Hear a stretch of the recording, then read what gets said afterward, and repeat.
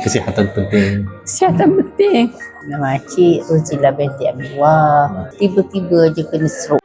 Kata pakcik dia tengok TikTok, orang banyak yang elok, dia bawa makcik sini. Hari tu buat lilat-lilat lampu tu, alhamdulillah makcik betul berjalan. Ada panggil fizio atau rumah. Masa tu makcik memang lemah betul. Jadi dia just cakap buat itu, buat ini. Faham. Tak boleh buat apa. Susah buat. Alhamdulillah. Makcik dah boleh masak sendiri kat rumah. Alhamdulillah. Pergi tandas sendiri kat rumah. Alhamdulillah. Makcik minta satu je. Boleh masuk tandas sendiri. InsyaAllah cik. Tak nak besarkan anak. Faham. Pergi tandas, ambil sembahyang sendiri boleh. Kita buat rawatan ni untuk diri kita sendiri.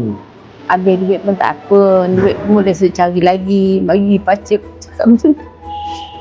Kesihatan penting. Kesihatan penting. InsyaAllah. Dalam masa sebulan makcik dah boleh jalan. Alhamdulillah. Tapi putus mawang dah boleh dah. Tangan tak kuat sikit dah. Alhamdulillah banyak-banyak. Ya Allah.